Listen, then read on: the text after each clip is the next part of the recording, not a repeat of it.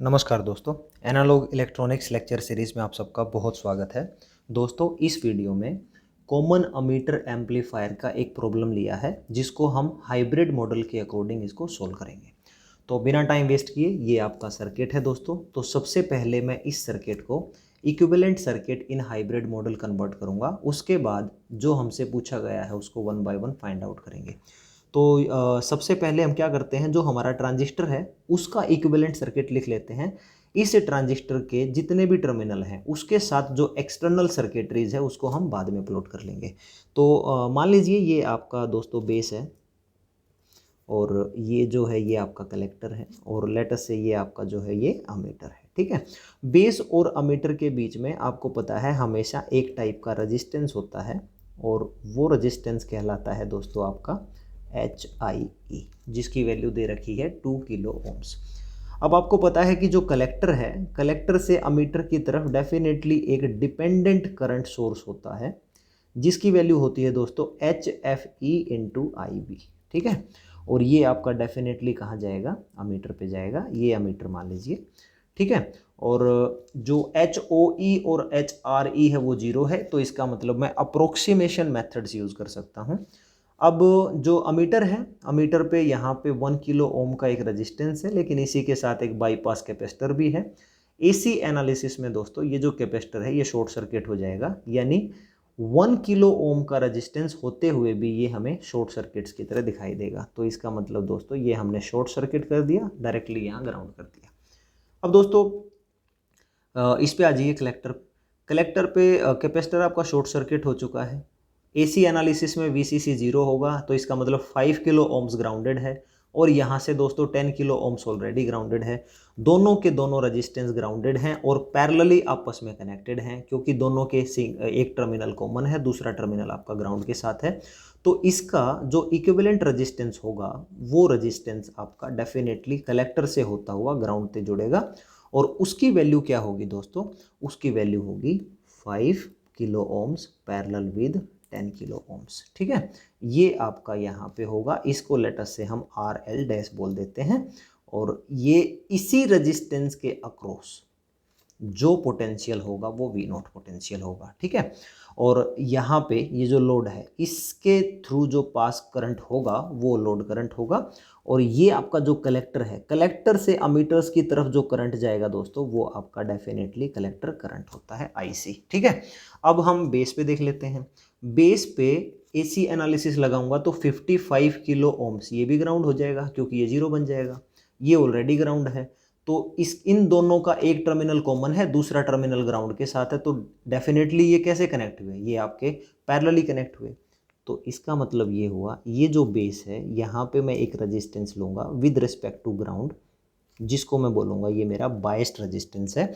और जब 15 और 75 किलो ओम्स को पैरेलली मैं सोल्व करूँगा तो मेरी वैल्यू मिलेगी दोस्तों 12.5 किलो ओम। ये हो गया। अब इसके बाद आगे बढ़ो, ये कैपेसिटर शॉर्ट सर्किट हो गया। ठीक है भाई, शॉर्ट सर्किट हो चुका है। अब आपका 75 है, ये दोस्तों आपका 75 किलो ओम है और यहाँ पे आपका सोर्स वोल्टेज कनेक्ट है, एक्सटर्नल सोर्स वोल्टेज, ये V ऑफ S। तो दोस्तों ये बन गया आपका ओवरऑल इक्विवेलेंट सर्किट। अब आपको क्या निकालना है, आपको निकालना है current gain, voltage gain, input resistance. Current gain क्या होगा, ये कॉन्फ़िगरेशन कौन सी है, कॉमन अमीटर। तो इसका मतलब ये है, अगर मैं करंट गेन देखूं तो क्या वैल्यू होगी, आउटपुट करंट जो लोड से पास होगा that is IL divided by input current. Input current किस पे जाता है, बेस पे, और वो कितना करंट होगा दोस्तों, वो होगा आपका IB करंट। राइट, तो ये होगा आपका IB करंट। ठीक है, IL क्या है, IL यानी ये करंट आपका यहाँ, इनफैक्ट करंट की डायरेक्शन यहाँ पे है लेकिन डायरेक्शन अपोजिट कंसिडर करूँ तो IL बन जाएगा। इसका मतलब HFE into IB multiply with -1, क्योंकि साइन उल्टा है। तो ये बन जाएगा दोस्तों -HFE मल्टीप्लाई विद IB, और जो इनपुट करंट है वो ऑलरेडी आपका क्या है, IB है। तो जो दोस्तों करंट गेन है वो मेरे को मिला -HFE। तो पहला फैक्टर तो हमने निकाल लिया। अब HFE क्या दे रखा है तो वो देखते हैं।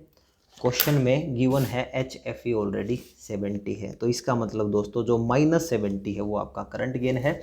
माइनस का मतलब जो कॉमन अमीटर एम्पलीफायर है उसमें हमेशा आउटपुट सिग्नल में 180 का फेज इंट्रोड्यूस हो जाता है with respect to input signals. अब दोस्तों हम कोशिश करेंगे इसका वोल्टेज गेन या इनपुट रेजिस्टेंस निकालने का। इनपुट रेजिस्टेंस क्या होता है, हमें पता है इनपुट रेजिस्टेंस होता है input voltage divided by input current.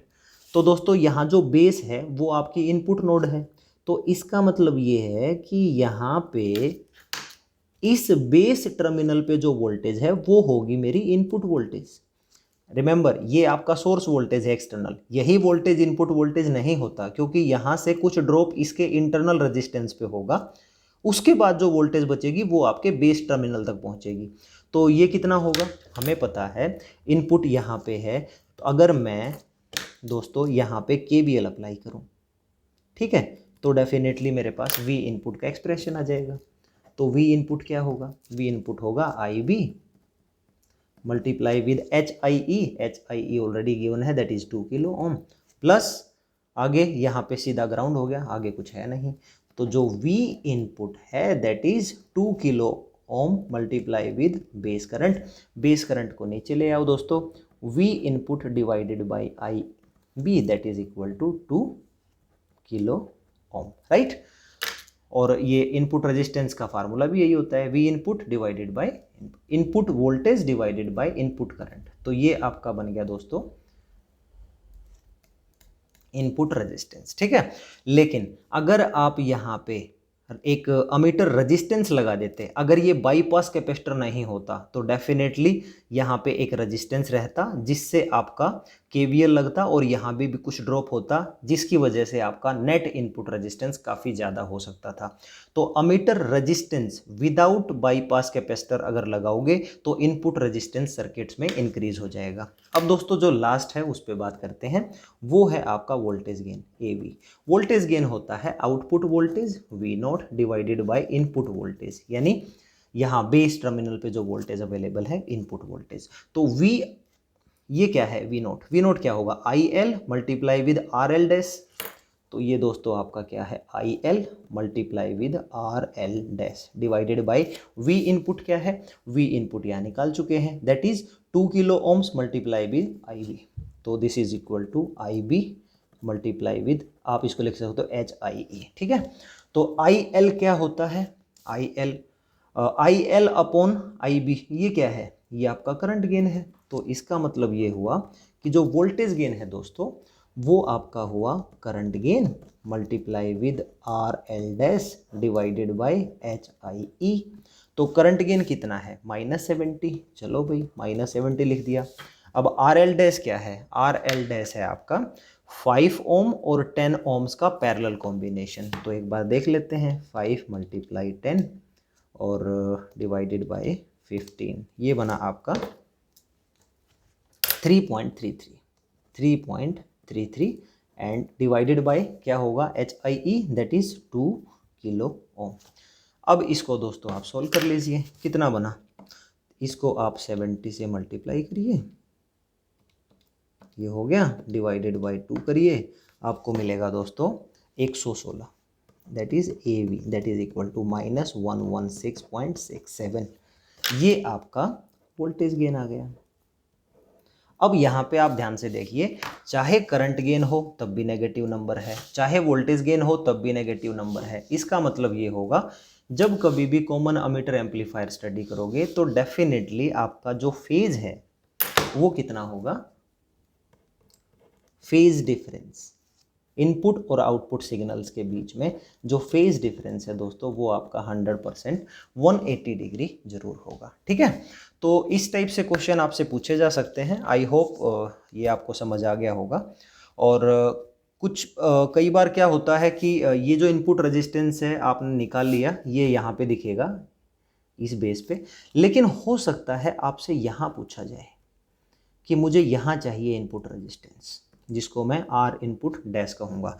तो इसका मतलब ये है कि ये जो 75 और 15 का पैरेलल कॉम्बिनेशन है ये आपका 12.5 आ चुका है, ठीक है।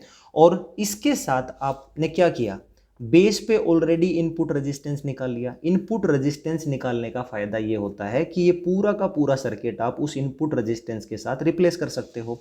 तो अब आपका सीन क्या बना, अब यहाँ पे अगर आपको आर इन डैश एक नया इनपुट रेजिस्टेंस यहाँ चाहिए, यानी इस बायस्ड रेजिस्टेंस से लेफ्ट साइड में चाहिए, तो वो क्या होगा, इनपुट रेजिस्टेंस ऑलरेडी आ चुका है 2 किलो ओम्स और ये आपका क्या है 12.5। तो सिचुएशन ऐसी बनेगी बेस टर्मिनल पे कि ये आपका है 12.5 किलो ओम, ठीक है, ग्राउंडेड है। और अभी अभी जो हमने इनपुट रेजिस्टेंस निकाला है वो कितना है, वो उसके साथ हमने ये पूरा कंप्लीट सर्किट हमने उसी इनपुट रेजिस्टेंस से रिप्लेस कर दिया, वो है दोस्तों हमारा 2 किलो ओम। और हमें क्या चाहिए, हमें अब यहाँ चाहिए आर इनपुट डैश, डेफिनेटली कितना होगा, दोनों का पैरेलल कॉम्बिनेशन होगा। तो पैरेलल कॉम्बिनेशन होगा 12.5 मल्टीप्लाई विद 2 डिवाइडेड बाय 14.5, ठीक है। ये कितना बना दोस्तों, 1.72 किलो ओम। तो इस टाइप से भी क्वेश्चन पूछे जा सकते हैं, आपको बिल्कुल भी कंफ्यूज नहीं होना है, क्योंकि यहाँ से जो इनपुट रेजिस्टेंस है वो दोस्तों इस साइड यहाँ पे इनपुट रेजिस्टेंस मिला है, आप ये कह सकते हो। लेकिन अगर इस बायस्ड रेजिस्टेंस से लेफ्ट साइड आपसे पूछा जाए तो फिर आप डेफिनेटली इसका जो बायस्ड रेजिस्टेंस है उसको और इनपुट रेजिस्टेंस को पैरेलल कॉम्बिनेशंस करके सोल्व कर सकते हो, वो आपका आएगा overall input impedance of this amplifier at this point, ठीक है। तो this would be the end of this video, I hope you like this. Next question करेंगे दोस्तों common base amplifier with help of hybrid model. Thank you so much.